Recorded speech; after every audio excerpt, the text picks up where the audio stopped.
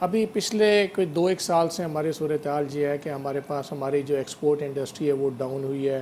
ہمارے ریمیٹنسز میں کمی ہوئی ہے، اور ہماری جو ایکسپورٹ سے جو ڈالر آتے تھے اس میں بھی کمی ہوئی ہے۔ اب اس صورتحال کو اگر آپ مد نظر رکھیں تو اس ٹائم پہ ہماری جو ورک فورس ہے جو پچھلے سال تقریباً 8,29,000 گئی تھی،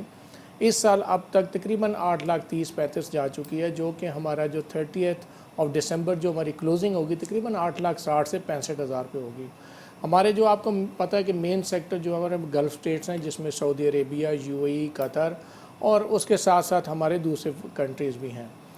اب یہ چیز سمجھنے کی ضرورت ہے کہ ہمارے یہ جو 8,35,000 اب تک گئے ہیں، اس میں میجورٹی کون سی ہے؟ ہماری جو میجورٹی جو ہے وہ زیادہ تر لیبر، ڈرائیور اور کنسٹرکشن فیلڈ سے ہیں، جو کہ آپ کے برین ڈرین کے کانسیپٹ میں نہیں آتے ہیں۔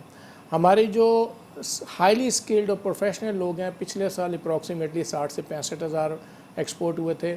اس سال ہمارے تقریباً 80 to 85,000 ہو چکے ہیں، جس میں ہماری جو اس سال جو چیز دیکھنے میں آئی ہے اس میں ہمارے موسٹلی جو ہمارا جو انکریز ہوا ہے وہ انجینئرز میں ہوا ہے، ہمارے مینیجرز میں ہوا ہے، ہمارے جو سیلز کی ٹیم ہے، سیلز کے جو بچے ہیں جو پڑھے لکھے ہیں، ان کے اندر تھوڑا سلائٹلی اضافہ ہوا ہے، اور ہمارے تقریباً 80 سے 85,000 گئے ہیں آؤٹ آف 8,35,000۔ تو یہ جو ہمارا جو کانسیپٹ ہم اس کو لیتے ہیں کہ جی ہمارے تمام لوگ جو ہیں برین ڈرین کے اندر ہیں، وہ ہمارے تقریباً سارے برین ڈرین کے اندر نہیں آتے، تقریباً آپ یہ ایوریج سمجھ لیں کہ 10% ہمارا ہائیلی پروفیشنل لوگ ہیں۔ اور یہ جو پروفیشنل لوگ ہوتے ہیں، یہ جو جب جاتے ہیں تو انہی لوگوں نے جو اچھی سیلریز پہ، آپ دیکھیں جیسے کہ پاکستان میں ایک ڈاکٹر یا انجینئر کی ایوریج سیلری 80,000 سے 1,00,000 روپے ہے، وہاں باہر جاتے ہیں گلف اسٹیٹس میں یا یورپین کنٹریز میں، وہاں پہ ان کو سیلری تقریباً 6 سے 7 لاکھ 8 لاکھ روپے مل جاتی ہے۔ تو ڈیفینیٹلی یہ 4 سے 5 لاکھ روپیہ، 5 سے 6,000 ریال یا درہم یا ایکولنٹ دوسری کرنسی کے یہ پاکستان میں بھیجتے ہیں۔ یہ جو آپ کا